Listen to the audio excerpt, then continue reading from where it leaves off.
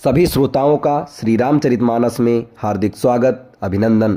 श्री रामचरितमानस के बालकांड के दोहा नंबर 144, 145 और 146 का संपूर्ण अर्थ आप सभी के सामने प्रस्तुत है। बढ़ते हैं दोहे की तरफ।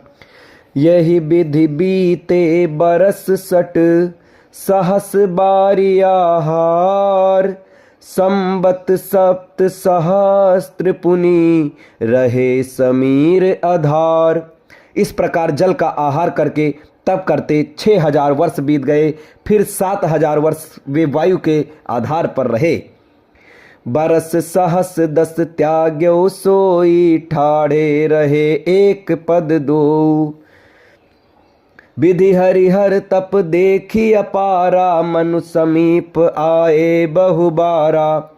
10,000 वर्ष तक उन्होंने वायु का आधार भी छोड़ दिया, दोनों एक पैर से खड़े रहे। उनका अपार तप देखकर ब्रह्मा, विष्णु और शिव जी कई बार मुनि जी के पास आए।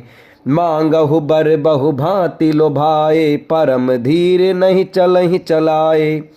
अस्थि मात्र होई रहे शरीरा, तदपि मनाग मनहि नहीं पीरा। उन्होंने इन्हें अनेक प्रकार से ललचाया और कहा कि कुछ वर मांगो, पर ये परम धैर्यवान राजा रानी अपने तप से किसी के डिगाए नहीं डिगे। यद्यपि उनका शरीर हड्डियों का ढांचा मात्र रह गया था, फिर भी उनके मन में जरा भी पीड़ा नहीं थी।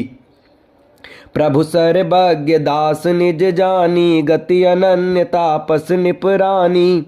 मागु मागु बरु भय नभ बानी, परम गंभीर कृपामृत सानी। सर्वज्ञ प्रभु ने अनन्य गति आश्रय वाले तपस्वी राजा रानी को निज दास जाना। तब परम गंभीर और कृपा रूपी अमृत से सनी हुई ये आकाशवाणी हुई कि वर मांगो। मृतक जियावन गिरा सुहाई, श्रवण रंध्र होई उर्जब आई। हिष्ट पुष्ट तन भय सुहाए, मानहु अबहि भवन ते आए। मुर्दे को भी जिला देने वाली ये सुंदर वाणी कानों के छेदों से होकर जब हृदय में आई, तब राजा रानी के शरीर ऐसे सुंदर और हिष्ट पुष्ट हो गए मानो अभी घर से आए हों। श्रवण सुधा सम बचन सुनी, पुलक प्रफुल्लित गात। बोले मनु करि दंडवत, प्रेम न हृदय समात। कानों में अमृत के समान लगने वाले वचन सुनते ही उनका शरीर पुलकित और प्रफुल्लित हो गया। तब मुनि जी दंडवत करके बोले, प्रेम हृदय में समाता न था। सुन सेवक सुर तरु सुर धेनु, विधि हरिहर बंदित पद रेणु। सेवत सुलभ सकल सुखदायक, प्रणत पाल सचराचर नायक। हे प्रभु सुनिए, आप सेवकों के लिए कल्प वृक्ष और कामधेनु है।